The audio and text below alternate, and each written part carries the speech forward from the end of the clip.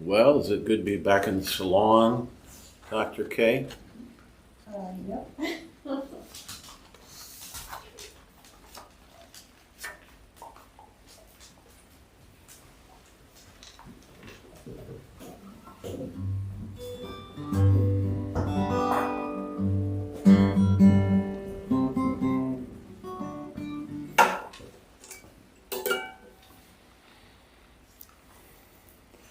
Welcome to the Folk School on Willow Creek, featuring University Distinguished Professor Tom Ezern, singing and telling stories from the Salon on Willow Creek.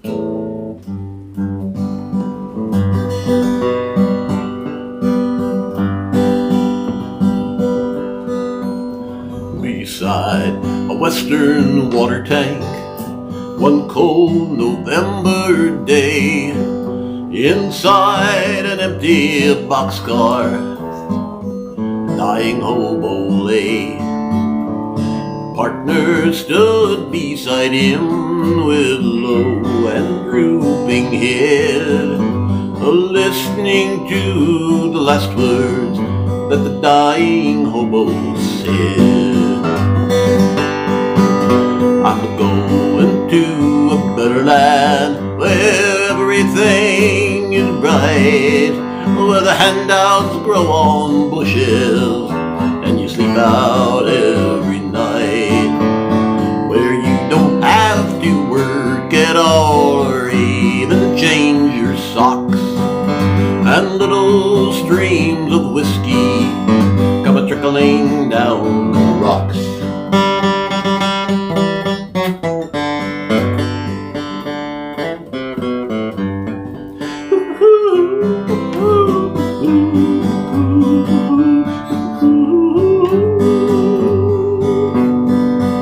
Tell my sweetheart back in Denver that no more her face I'll view.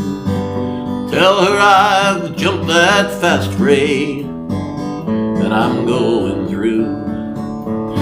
Tell her not to be for me, no tears in her eyes must lurk, for I am going to a land where I don't have to work. I am going to a better land where everything is bright, where the handouts grow on bushes and you sleep out every night, where you don't have to work at all or even change your socks, and little streams of whiskey come a-trickling down the rocks.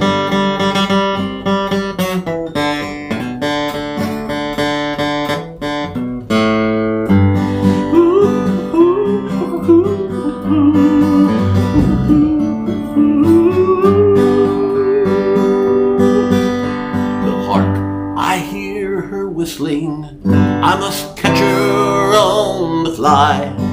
Farewell, partner, I must leave you. Well, it ain't so hard to die. The hobo stopped, his head fell back, he'd sung his last refrain. His partner swiped his hat and shoes and jumped the eastbound train.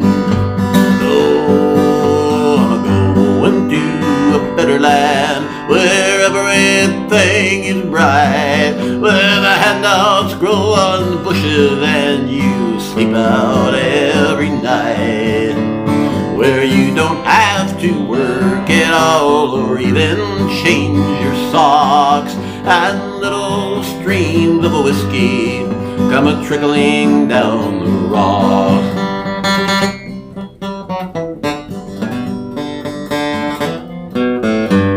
Yes, those little streams of whiskey come trickling down the road.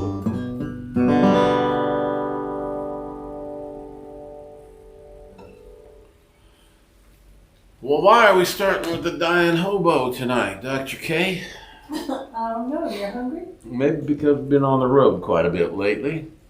But mainly, I think, because it's just a fun song to sing. The Dying Hobo. It's got lineage to it, The Dying Hobo. It comes from that old Caroline Norton poem of the mid-19th century. A soldier from the Legion lay dying in Algiers.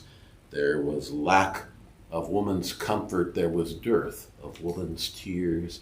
A comrade stood beside him, and so on.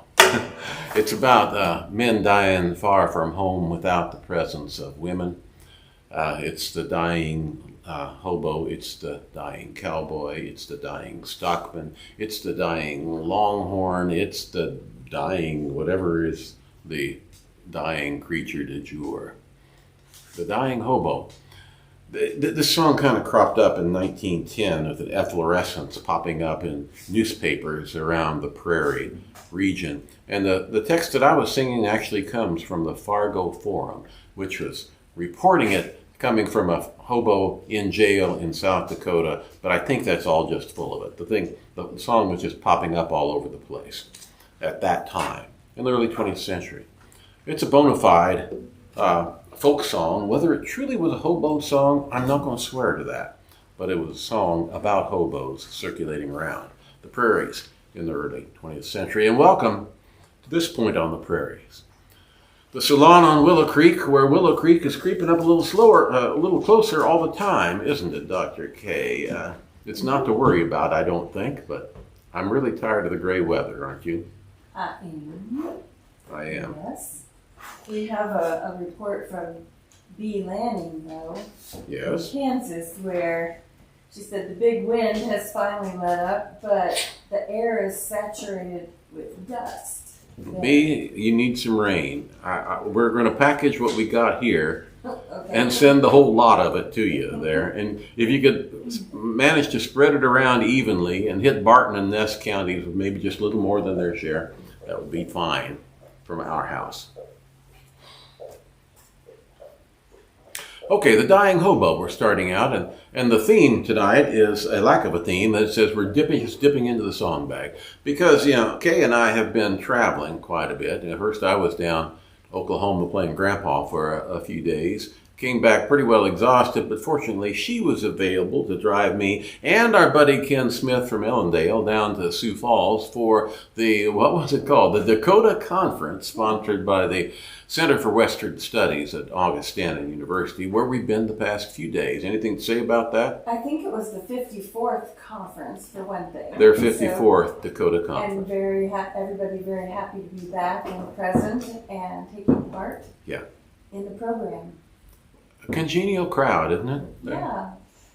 Yeah, I got to see an old friend, Patrick Hicks, who I worked with as an author when I was at New Rivers Press, and he's doing great at Augustana as writer in residence there. We can get going here in a minute, but it appears I have to pet my dog first. Yeah, I see. Yeah. Yeah, a good time, but it sure is good to be home, even if it is kind of gray and drizzly and less than satisfactory. Yeah, good dog, Angie. Dying Hobo. What else we got on tap tonight? Well, I don't know. Is there anything new with NDSU Press this week? Of course not. There's nothing going on. There's a lot of new stuff going on, and I've been checking my email all while we were traveling. There's lots of news to report, but it would take too much time right now. So instead, I'm just going to extend an invitation for everybody to go to your favorite independent bookstore tomorrow. They're celebrating nationwide Independent Bookstore Day all day tomorrow. Shall we call out some of our favorites? Okay, yes. How about the Vault in Oskaloosa, Iowa? There you go. Get ready at the Vault in Oskaloosa. The crowd is coming. I recommend the Full Circle in Oklahoma City. Love the Pearls Full Circle. How about Watermark in Wichita? You don't know them, do you? I don't know that one. That's I haven't fine heard book. that one. That's a fine bookstore too. But, Tattered Cover, Denver. Yeah, and we got Powell's in Portland. Yeah, that's a little out of our terrain, but Okay, well, closer to home, there's Ferguson Books in Grand Forks, Bismarck, and West Fargo. Main Street Books. Which is where? Wait a minute, I was confused. Main Street and I always confuse Williston and Minot. Help me out. I think well, now you messed me up. Well, Main Street Books and Books on Broadway. Books on Broadway is Williston. Chuck's in Williston, Books on Broadway. Williston and Main Street Books in Minot. And then we've got Zambro's Variety in Sioux Falls. There's a location, but our favorite Zambro's location is right here in Fargo. Because it's more better. It's more better. They have more stuff too. And tomorrow, from 10 till closing, I think, they've got homemade cookies that they're giving out. If you buy a book, you get a free gift. And they've got authors sitting at tables all day signing books. Got any of yours down there? Jill Condell will be signing her brand new book, The Clean Daughter. She had her launch last night. It was standing room only. And the line, there were pictures of the line, people signing. So she had an extraordinarily good launch last night. She and Denise Lajemodier, who we talk about frequently on here, she's probably got her powwow book out there too, with a children's book, in addition to the two books that we've published. So Denise and Jill, who are great buddies and are in the same writing workshop group. Yeah, they're in the same writers group. They will be there from noon till 1 tomorrow, ready to tell you about their work and put their autograph on your title page. Mm-hmm. Are you done? No, I'm not bugging out. How's this? About to make some magic happen. That's it. Just push it once. There you go. Mm. Maybe I'm not. Oh, I see what the problem is. Watch this. Do some magic. There you go. All right. But everybody, look up your local independent bookstore tomorrow and drop in and say hello to them. And maybe you'll even buy a book. Or four. One of my favorite things to do is to look for the staff picks. So often there'll be in an independent bookstore a shelf or two that have books that the staff has been reading and they've made recommendations for them. There's always something good there. So it's Independent Bookstore Day. I don't care if you're in California. Find your local indie and get there, right? Yeah.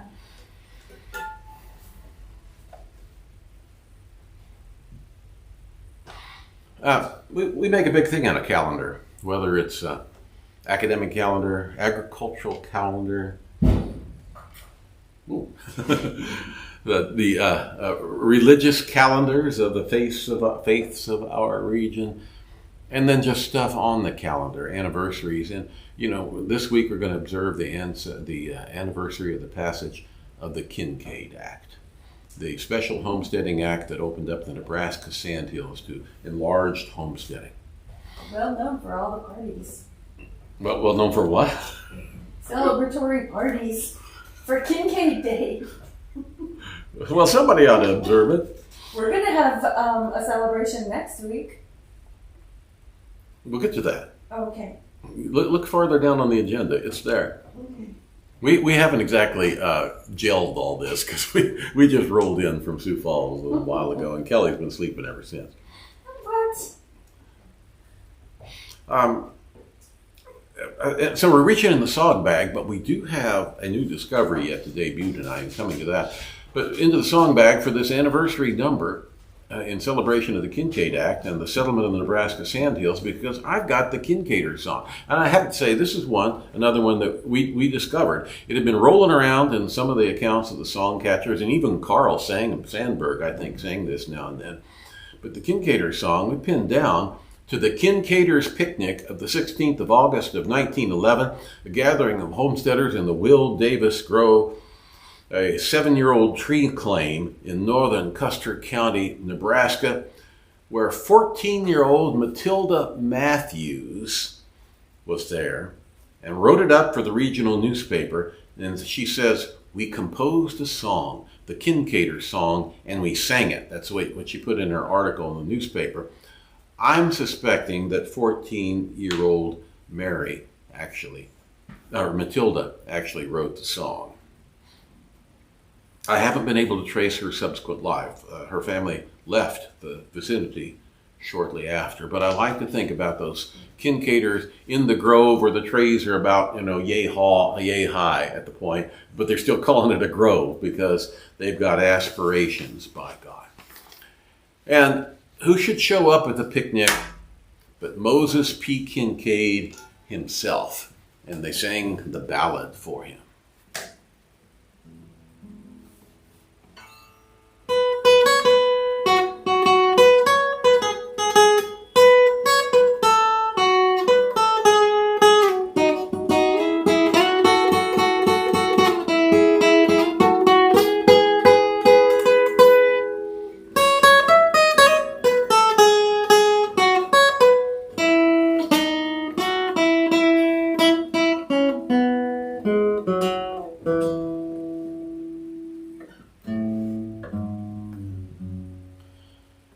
Ask what place I love the best.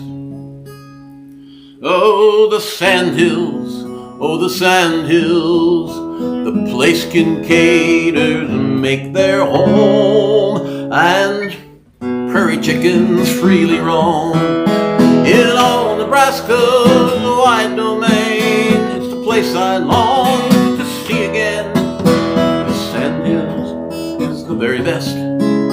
She is the queen of all the West. Now the corn we raise, it's our delight. The melons too are out of sight. Potatoes grown are extra fine and can't be beat in any clime.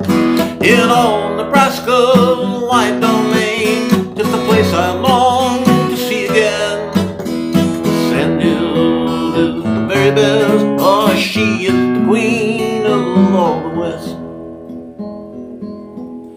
Where peaceful cows in pastures dream, and they furnish us with golden cream. So I shall keep my Kinkaid home, and never far away shall roam. In all Nebraska, wide domain, she's the place I long to see again. Sandhill is the very best. She is the queen of all the West.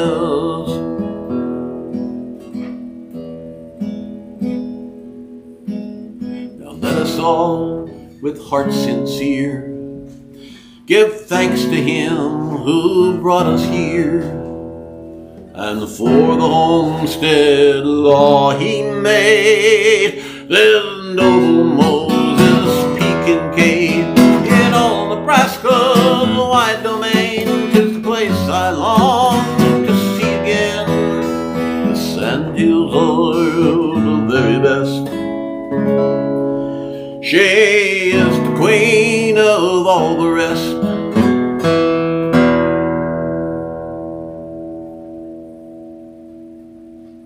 Don't you love that last stanza? And for the homestead law he made, this noble Moses P. Kinkaid. And we've been to his law office there. Yes, in we have. what town is it? The Irish town. O'Neill, Nebraska. Yeah.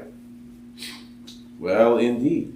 Joe Garderland sent you stars, but I don't know what that means. Stars? Sent you 200 stars. Well, can we catch those anywhere? But thanks, Joe. Always good to see you, Joe. And Rebecca Bender says there's a bookstore in Ashley, North Dakota. Oh, there I'll is. look that up. What is the name of that place? They They have some literary events down there. Then there, we need to drop in there. Yeah. We got out of touch with some of our local establishments during the COVID business.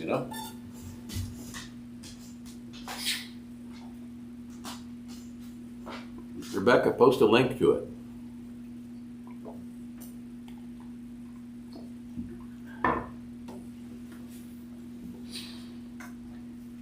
Anything else we need to chat about? Rothenberger said phone alarms just went off for another dust storm or something. What kind of I storm, have to see Bob? if I can find it again. Von Rothenberger, our phones all just went off down here with a dust storm warning. Oh, geez. Been having the dust storm for 2 hours already at this point. On the 14th day of April No. in 1935, there struck the worst of dust storms that ever filled the sky. God, hope we never see that quite again. But it's pretty miserable drought going on this early in the year there in western Kansas. Meanwhile, Betsy Jameson reports that the snow was all melted up there, or just about all melted in Calgary. We'll come down to western North Dakota, Betsy. We got some if you need some for snowballs. Yeah. Oh, it's gone now. Ours is, but it's Yeah. not in. Oh, you want her to bring snow? No, they go to Minot. They got plenty Okay. there. Huh? Okay. Everybody's going to Minot to shop anyway, right? Well, they're going to the bookstore, why not? They going to Main Street Books?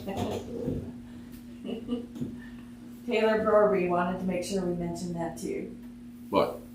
Because I'm not sure if he's from Rugby. I can't remember. Where is Taylor? Where's Taylor from? He should tell us, Taylor. We're forgetting just where you're from. Help us remember, Taylor. We know you're in that country that's besieged by snowdrift still yet right now, or you come from there.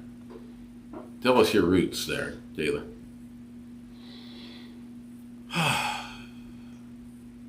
Boy, it is good to be in the salon. He's from Center.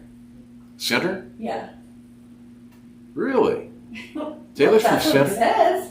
The Most home of people Hazel don't just Minor? make that up. Up in Oliver County, on the North Dakota plains, lived a farmer's daughter.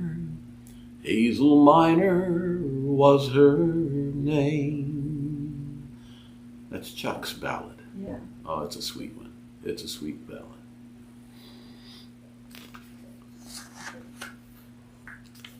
You know, I love it when I can come in, even just whipping in off the road. Oh, right, straight, direct from the way home from Sioux Falls, direct from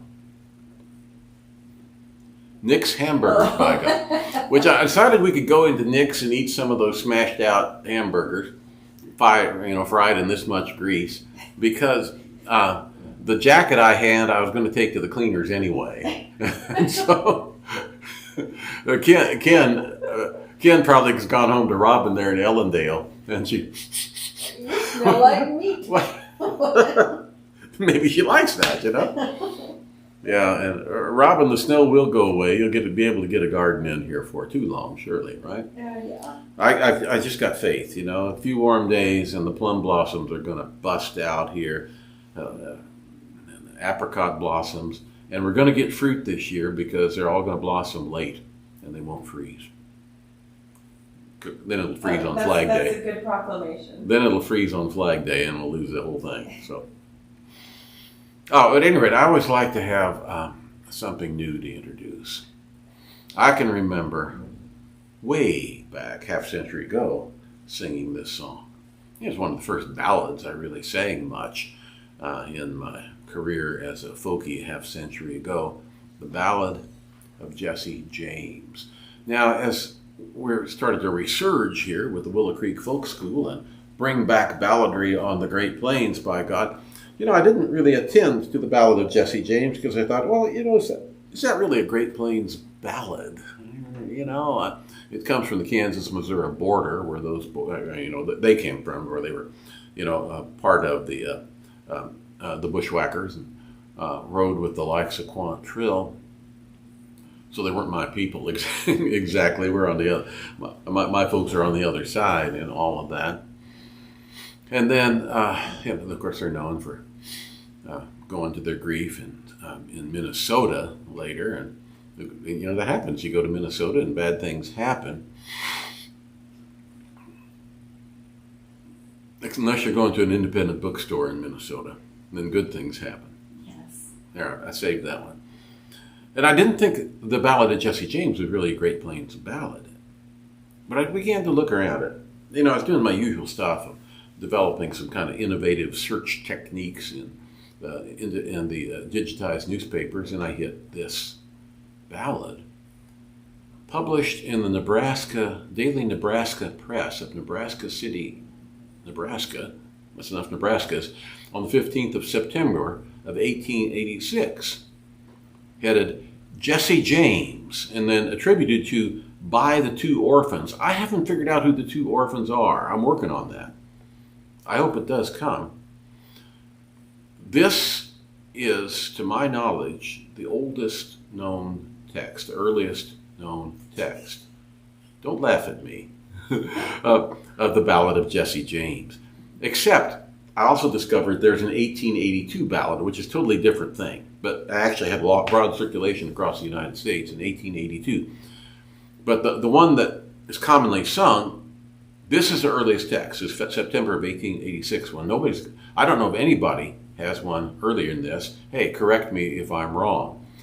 I do not think this is the original text. I think there's an author that turned this thing out a few years earlier, and it's been floating around.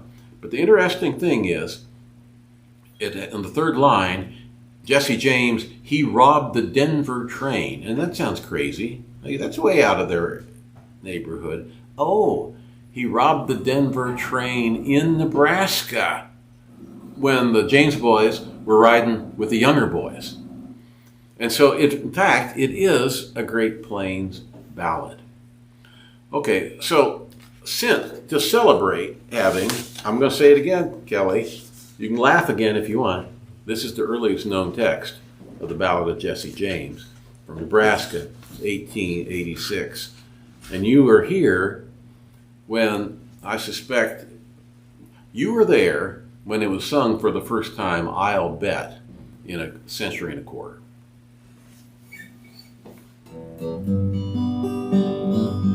You know this song at all, Dr. K? Hum a few bars, and I'll tell you. We'll just sing it instead. Jesse James was a lad that killed many a man. He robbed the Denver train, but that dirty little coward shot Mr. Howard and laid Jesse James in his grave. Yeah, little Robert Ford, that dirty little coward, wonder how he must feel. For he ate of Jesse's bread and he slept in Jesse's bed, and he laid Jesse James in his grave. Jesse had a wife to mourn for his life, 3 children, they were brave. But the dirty little coward that shot Mr. Howard laid poor Jesse in his grave. With his brother Frank, he robbed the Gallatin Bank, and they carried the money from the town. At that very place they had a little chase, for that cop shot Captain Sheets to the ground. They went to the crossing not very far from there, on a pleasant summer night, and they robbed. I gotta try that stanza again. I told you it's brand new. They went to the crossing on a pleasant summer's night, and they robbed the Through Express. With the agent on his knees, he delivered up the keys to the outlaws, Frank and Jesse James. Oh, Jesse had a wife to mourn for his life, 3 children, they were brave. But the dirty little coward that shot Mr. Howard, he laid poor Jesse in his grave.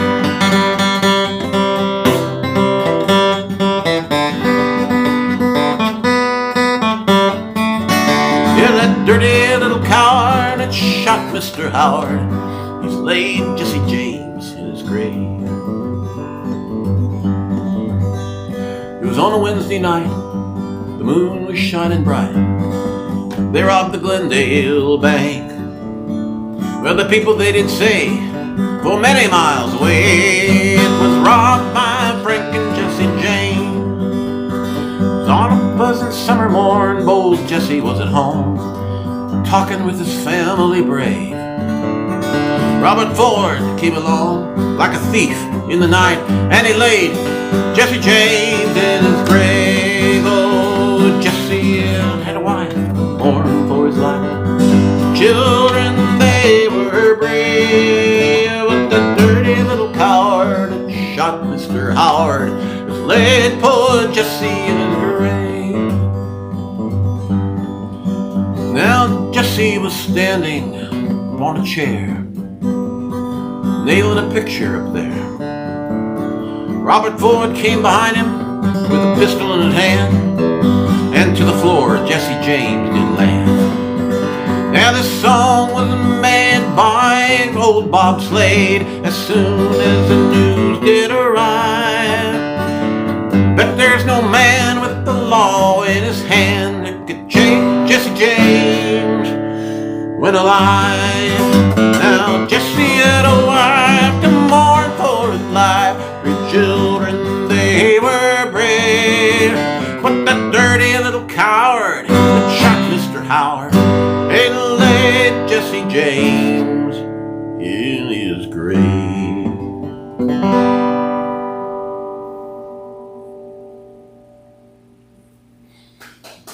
That one will be coming back for us another time when we've had the chance to dig up the dirt on it, but it's a brand new discovery.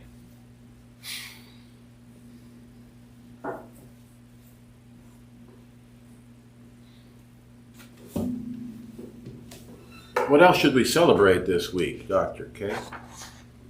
Somebody should have a birthday. Maybe we're not going to celebrate that.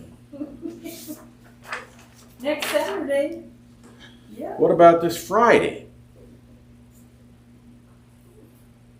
You realize this Friday comes up Willow Creek Folk School number 100. 100. Who'd have thunk it? Willow Creek Folk School number 100 coming up 1 week from tonight. We'll have a few friends around here. We'll figure out where to put them here. Possibly, it looks likely, a special guest, somebody who can actually sing, who's going to be showing up for this affair next Friday night. Watch for the announcements about that sort of stuff and come on and join us to celebrate a little bit here. I believe I'm going to open a bottle of Rudy's Best Quartz Reef Bubbly. Oh. To celebrate. What do you say? I thought we were going to have milk, but okay. You can have milk. What are you going to bring to the celebration? Okay. I'm baking a cake and a pie. Both? Yeah. What kind of cake? Some people don't like cake. What kind of cake? It's going to be a pineapple coconut cake. Oh, traditional Great Plains pastries. We'll just go out and I'll chop the pineapple. You go. Okay. You grind the coconut. I'll go shave some coconut. Yes, indeed. And Okay. what do you got for pie? Well, probably something like a Juneberry gooseberry pie. Oh, a goonberry pie. Yeah. That's a great one. Yeah. Pop in and join us next week. It's going to be a little bit of an event. And I suspect a fairly jovial occasion here. Dogs will go to sleep, but everybody else will try to stay awake for the whole thing. Anything else we celebrate at this time of year? What? You're not watching your calendar, are The you? end of the semester. I don't know. If Susie Caraher's out there, she will know. That's her hint. Yeah, but I don't know what the holiday is. Anzac It's going Day. to have something to do with April Australia. 25th, Anzac Day. Okay. Celebrating, mourning. Morning. How about remembering? It's a song of remembrance. It's a time of remembrance of the disastrous invasion of Gallipoli by the Australian and New Zealand Army Corps in the Great War. I'm going to pull out my pictures then from that museum exhibit that we saw. Remember that? With the great, big, real-life... The larger-than-life Gallipoli exhibit. And okay, who's the film director that did the exhibit? It's been too long. I've lost it, too. But I'll post some of that on Facebook. If you would, that would be great. I'm recalling another night in New Zealand years ago. I was out I believe this is 1991, so it was really before you were born, Suzanne. What year was that? 1991. Right. You might have been in grade school then. And I went looking. I've been looking for, kind of the equivalent of our ballad tradition here, or for cowboy poetry in the high country of the South Island of New Zealand. And to tell the truth, there wasn't quite the same sort of tradition there, but I did find a couple of really fine shepherd poets. And one of them was a guy named Ross McMillan, who writes under the name of Blue Jeans. And he published in the newspapers there in Central Otago. Haven't I told you about Ross? Ross, I really took his poetry as I began to find it in going through newspapers. And I went to find him, and up into his country up there in Central Otago. I'll tell you first that I did catch up with Ross. He was up there on kind of a heritage trail ride with a bunch of people, and they'd have tents set up. And they tapped a bunch of kegs of beer, and they had a bunch of chops, lamb chops, on the grills, and everybody was having a great time getting ready for a dance. And John Hoare Grinnell, New Zealand's greatest country singer, showed up, and he played a dance that night, and it was quite a spectacle. Under the stars out there, with a fair bit of beer flowing, and it got down to the late, and people needed to retire because they're going to be in the saddle at first light in the morning. And John called everybody to get up for the last dance. And what do you think he played for the last dance of the night? 9,000 miles away from home, we got up and danced to Home on the Range to close that night off. But I got to backtrack. On the way up there, passed through this little town, I'm pretty sure it's Patearoa. And like every town, it's got an Anzac memorial there. It's got a soldier memorial. And theirs was next to the pub, and it was a homemade type memorial. It appeared to be hand painted and colorized. But it was not heroic. The guy standing kind of at ease, half at ease, with the rifle beside him and looking off, he looked like he was 15 years old in the monument there. And it sure appeared to me his lip was trembling. It was far from heroic. And war memorials there are not heroic, by the way. They're memorials of remembrance, but they were remembering then callow youths who got called, and many of whom never came back because they went to that slaughter that was the Great War far away in Turkey and then Europe. Well, I caught up with Ross there, and I got him aside and talked to him about his poetry. And I said, some of this seems kind of singable. Are you a singer, Ross? And he said, no, but my brother is. And he said a couple of them to tunes, but I don't really think he ever got them right. I said, what do you mean? He says, well, what it really needs is a good country tune. It turns out Ross is a great admirer of Wilf Carter, the cowboy singer from Alberta. And I said, well, Ross, maybe I can help you out. And I've had occasion to sing this song various times, including at one time for the ambassador of New Zealand at Anzac Day observance some years ago. This is called The Soldier Who Never Came Home.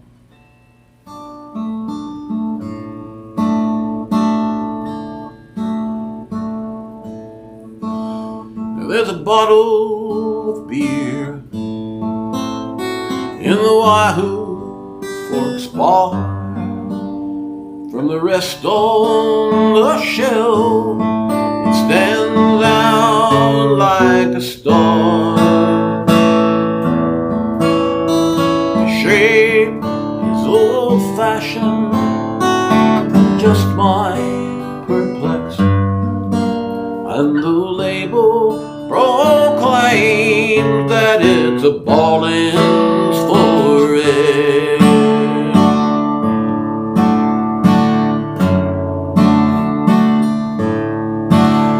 It was bought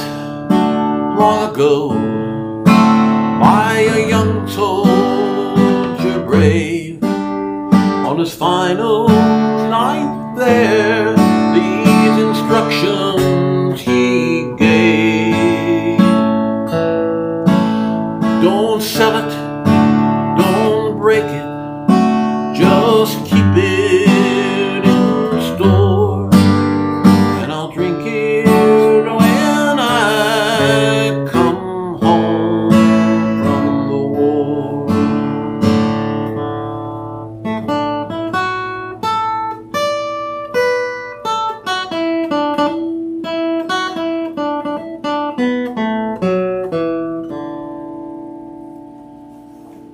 Well, now that bottle still stands in that country hotel, a memorial there for the soldier who fell.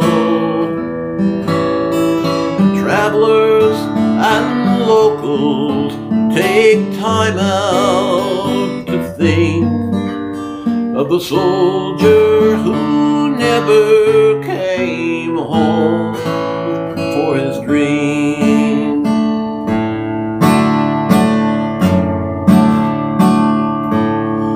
There are many stone cans scattered over the land, but I wonder how many are polished by hand.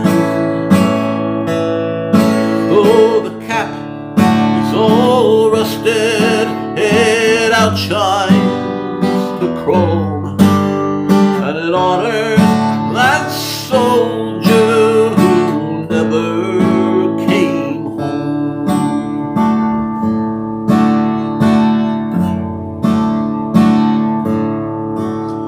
There's a bottle of beer in the Wahoo Forks bar.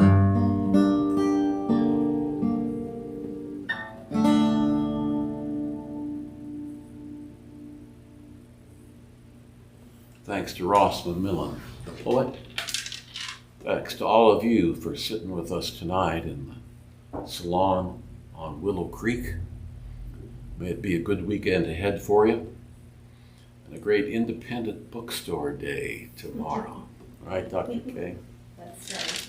You know, our hope, and we'll recall that hope again next week with the 100th session of the Willow Creek Folk School. Our hope is that these little things maybe leave a bit of a watermark, that we all come away with just that much more understanding, appreciation of life on the Great Plains of North America, because, you know, that's our home on the range. Where the deer and the antelope play, seldom is a herd, a discouraging word, and the sky, all not cloudy, all over day. No, the skies are not cloudy all day. Dr. K. We now conclude today's edition of the Folk School on Willow Creek. We invite you to join us again next Friday at 8 p.m. Central Time for more songs and stories.